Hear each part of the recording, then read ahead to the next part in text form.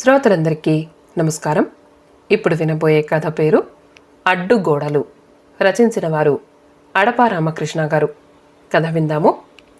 House owner రంగారావంటే మీరేనా అంటూ ఓ అపరిచిత వ్యక్తి మరొకరితో కలిసొచ్చి గుమ్మంలో నిలుచున్నాడు. రంగారావు వారి వేషభాషలు గమనించాడు. ఒక చేతిలో సెల్ ఫోన్, ఆ చేతి వేళ్లకే 3 ఉంగరాలు, మరో చేతిలో లావుపాటి డైరీ, కంటికి నల్ల కళ్లద్దాలు, మెడలో గోల్డ్ చైను. ఆ ఇద్దరూ ఎంతో అహంభావమున్న వ్యక్తుల్లా కనిపించారు. అవును, మీరెవరు? అనుమానాస్పదంగా అడుగుతూ ఐరన్ గ్రిల్సుకున్న గొళ్ళెం తీస్తూ లోనికి పిలిచాడు. మేము బిల్డింగ్ కాంట్రాక్టర్లం. డెవలప్మెంట్ కోసం ఓల్డ్ హౌసెస్ అన్నీ సర్వే చేస్తున్నాం. మీ ఇల్లు చూసి వచ్చాం అంటూ ఇంటి వాసాలు లెక్కపెట్టే విధంగా అంతా కలియజోడసాగారు. రంగారావు ఆత్మాభిమానం దెబ్బతిన్నవాళ్లా ముఖం చిట్లించాడు. తనేదో గతి లేక ఇల్లు అమ్మకానికి పిలిచినట్లు ఆ బిల్డరు బేరసారాలాడుతూ కొనుక్కునే పెద్ద మనిషిలా కనిపించడం రంగారావుకి ఎంతో నామోషీలా తల కొట్టేసినట్లు అనిపించింది. సారీ, డెవలప్మెంట్కి ఇచ్చే ఉద్దేశం లేదు అన్నాడు రంగారావు ఖరాఖండిగా అభ్యంతరం తెలుపుతూ. అది కాదు సార్, ఓల్డ్ బిల్డింగ్ కదా, మాకిచ్చారనుకోండి మీకు మళ్ళీ తిరిగి రిచ్గా అపార్ట్మెంట్స్ కట్టిస్తాం. ఇంకా నగదు రూపంలో కొంత క్యాష్ ముట్ట చెప్తాం. చాలామంది అలాగే చేస్తున్నారు.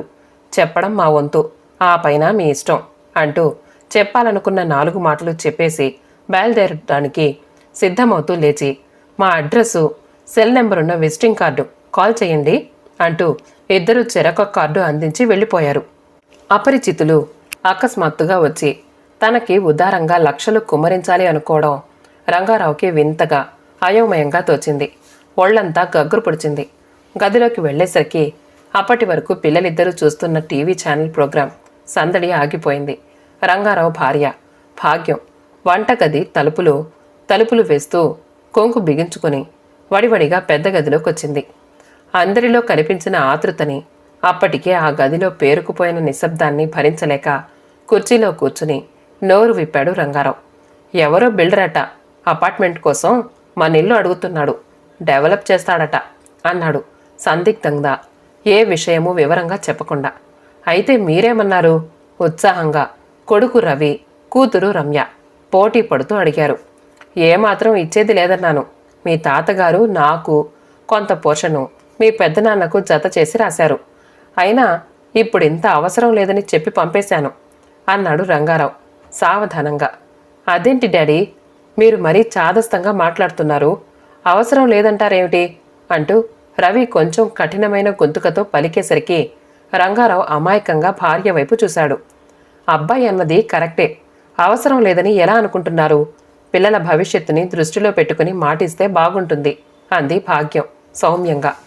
డాడీ, బిల్డరు మనకేమిస్తామన్నాడో చెప్పండి అని అడిగింది రమ్య మధ్యలో కల్పించుకుంటూ. వాళ్ళు ఎన్నన్నా చెప్తారు.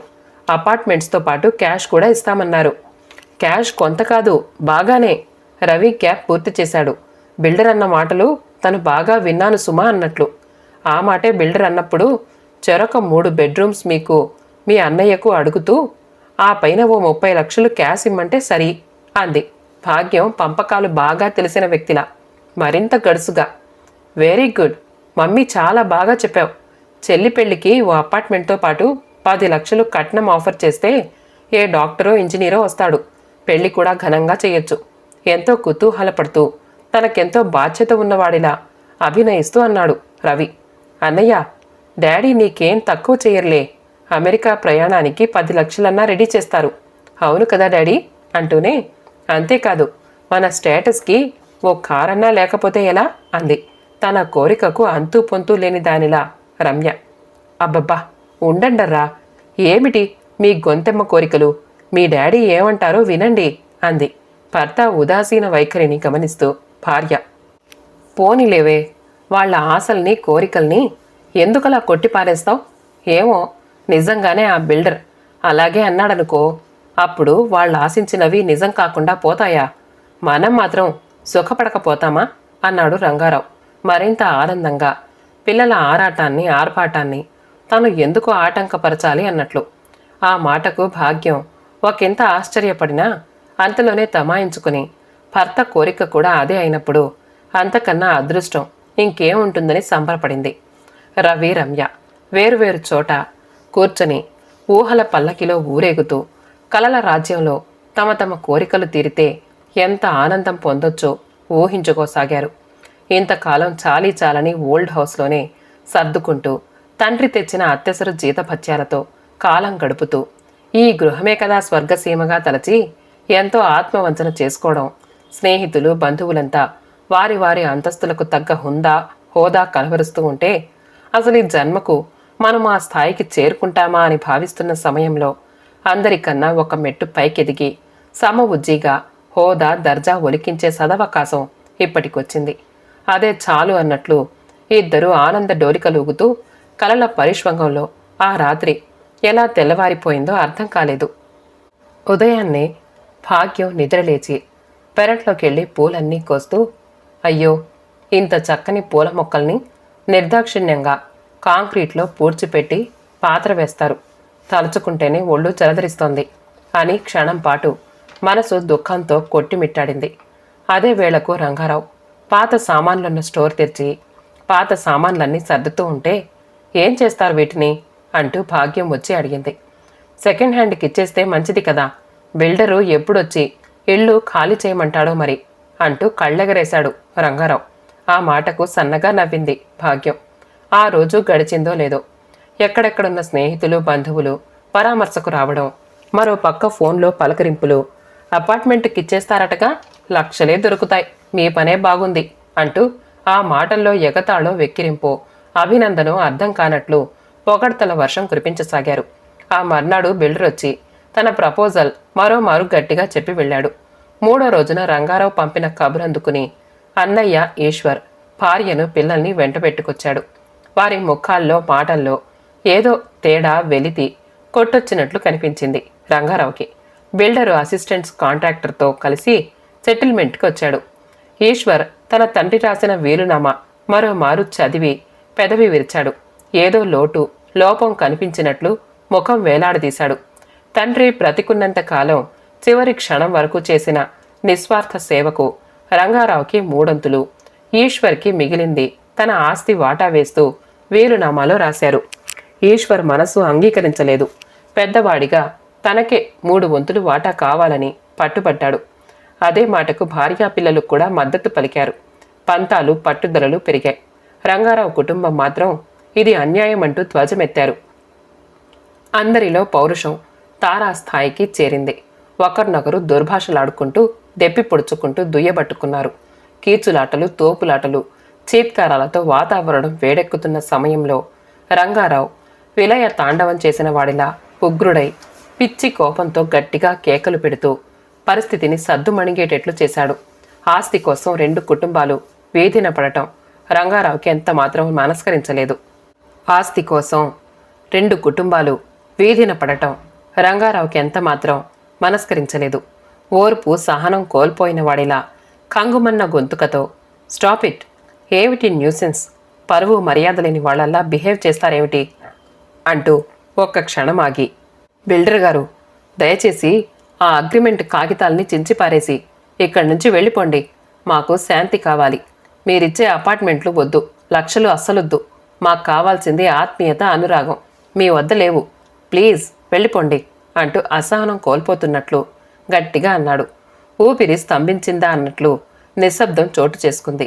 బిల్డరు అందరి వంక చూశాడు. సార్, మీరన్నది నిజమే కావచ్చు. ఎవరి వాటా వారు పంచుకోనంతకాలం మీ మధ్య ఈ గొడవలు, మనస్పర్ధలు ఇలాగే ఉండిపోతాయి. ఆలోచించండి అన్నాడు బిల్డరు ధైర్యంగా. బాగా చెప్పారు. ఇంతకాలం మమతలు, మమకారాలు, బంధుప్రీతి మాలో ఉన్నాయని అపోహపడ్డాను. నరనరాల్లో స్వార్థం, అసమానతలు మాలో ఎంతగా పేరుకుపోయాయో చూశాను కదా. మమ్మల్ని వదిలేయండి. నిరాశ, నిస్పృహలతో కృంగిపోయిన వాడిలా అన్నాడు. అది కాదు సార్, ఇంత విలువైన ఆస్తిని ఎందుకు కొరగాకుండా, ఎవరూ అనుభవించకుండా వృధాగా ఉంచడంలో అర్థం లేదు అన్నాడు బిల్డరు నిర్మోహమాటంగా, రంగారావుని ఏదో విధంగా తన వైపు తిప్పుకోవాలని ప్రయత్నిస్తూ. అది మా సొంత విషయం. మీ జోక్యం మాకక్కర్లేదు. ఐకమత్యంతో మసలుకోవలసిన మా జీవితాలు వైషమ్యాలతో చిన్నాభిన్నం కావడం నేను సహించలేను. మా ఆస్తి విలువ పెరిగేదే కానీ తరిగేది కాదు. గోరంత ఆస్తి ఉన్న మాకు కొండంత అహంభావం ఉందని అర్థమయ్యింది. ఈ అవమానం చాలదా? రంగారావు మాటల్లో ఆవేదన, బాధ, అసంతృప్తి అన్నీ మిళితమై ఒక్కసారి ఉప్పెనలా బయటికి తన్నుకు రావడంతో బిల్డర్కి నోటి మాట రాక ఖిన్నుడైపోయాడు. ఈశ్వర్ కళ్ళల్లో నిప్పులు పోసుకున్న వాడిలా మండిపడ్డాడు. మీ హితపోతలు ఇక ఆపి అసలు విషయానికి రండి. కాలయాపనతో పనులు జరగవు. ఈరోజే ఇప్పుడే ఏదో తేలిపోవాలి. ఇంతవరకొచ్చాక నేనిక వెనుకాడేది లేదు అంటూ ఈశ్వర్ విరుచుకుపడ్డాడు. ఈశ్వర్ మాటలకి రంగారావు గుండె చురకత్తులతో చీల్చినట్లయింది. రక్తం నవనాడుల్లో పోటెత్తినట్లు ఊగిపోయాడు. తీవ్రమైన కంఠస్వరంతో ఈశ్వర్ అన్నయ్యపై ధ్వజమెత్తాడు. పెద్దవాడివి, రక్త సంబంధానికి విలువనిస్తావనుకున్నాను. నీకు కావలసింది ఆస్తులు, అంతస్తులే గాని ప్రేమ, అభిమానాలు, బంధుత్వంలో ఉన్న తీయదనం అక్కర్లేదు. అవి లేని ఈ ఓల్డ్ హౌస్లో నువ్వే ఉండగలవేమో కానీ నేనుండలేను. నాకు మనుషుల్లో మమకారం కావాలి గాని క్షుద్రమైన ఆలోచనలు, అహంకారాలు కాదు. నీకిష్టం వచ్చినంత కాలం ఈ ఇంట్లోనే ఉండు. ఈ ఇల్లు ఇలాగే ఉండని. అమ్మా నాన్నల స్మృతి అంత వేగంగా చెరిగిపోకూడదు అంటూ గాద్గద స్వరంతో 2 కళ్లల్లో కన్నీటిని నింపుకుంటూ ఓల్డ్ హౌస్ డాక్యుమెంట్స్ని అన్నయ్య చేతిలోకి కుక్కి విస్సురుగా ఒక ఉదుటున లోపలికి వెళుతూ ఆగి నిశ్చేష్టులై చూస్తున్న తన కుటుంబ సభ్యులతో అన్నాడు. భాగ్యం, రవి, రమ్య, పదండి, మనం వెళ్ళిపోదాం. దృఢ నిశ్చయంతో టీవీగా పలికాడు. ఆ పలుకులకే బిల్డరు గతుక్కుమన్నాడు. ఏదో జరగకూడనిది జరిగిపోతున్నట్లుగా కలవరపడ్డారు బిల్డరు, అసిస్టెంట్ కాంట్రాక్టర్తో సహా. అకస్మాత్తుగా బిల్డరు తన చోటు నుండి కదిలి రంగారావు దగ్గరికెళ్ళి చేతులు పట్టుకున్నాడు. ఈ హఠాత్ సంఘటనకి రంగారావు నివ్వెరపోయాడు.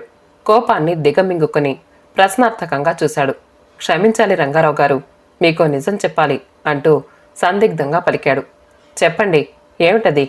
ఇక్కడికి రాకముందు, మిమ్మల్ని కలవకముందే మీ అన్నయ్య ఈశ్వర్ గారిని కలిస్తే వీలునామా గురించి తెలుసుకున్నాం. అయితే మీ మధ్య మనస్పర్ధలు సృష్టిస్తే, కుటుంబాలు విడిపోతే అప్పుడు అతి తక్కువ డబ్బుతో ఈ ఇంటిని వశపరచుకోవచ్చు. మా పని సులువవుతుంది అనుకున్నాం. కానీ మా వ్యూహాలన్నీ తలక్రిందులయ్యాయి. మీరెంతో ఔదార్యంతో రక్త సంబంధానికి విలువనిస్తూ ఈ ఇంటిని అన్నయ్యకే అప్పచెప్తూ ఇల్లు విడిచి వెళ్ళిపోతారు అనుకోలేదు. మీరు కలిసుంటేనే ఈ ఒప్పందం జరుగుతుంది. అయినా సమయం మించిపోయింది. బిల్డర్గా మా స్వార్థమే చూసుకున్నాం. మీ అనుబంధాలకి అడ్డుగోడలు కట్టాం. కానీ అపార్ట్మెంట్స్ కట్టలేమని తెలిసింది. మరెప్పుడు మీ జోలికి రాము.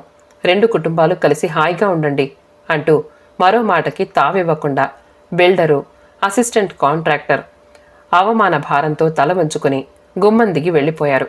రంగారావుతో పాటు అక్కడున్న వారంతా ఆశ్చర్యచకితులై నిర్ఘాంతపోయి ఒకరినొకరు చూసుకుంటూ జరిగిన దానికి సిగ్గుపడుతూ చేతులు ముందుకు చాచి ఆప్యాయతకు, అనుబంధాలకు ఆహ్వానం పలికారు. శుభం. కథ సమాప్తమండి. కథ నచ్చితే మా ఛానల్ని లైక్ చేయండి, షేర్ చేయండి, సబ్స్క్రైబ్ చేసుకోండి. ఆల్ అనే బెల్ బటన్ని నొక్కండి. మళ్ళీ కలుద్దాం ఇంకో మంచి కథతో.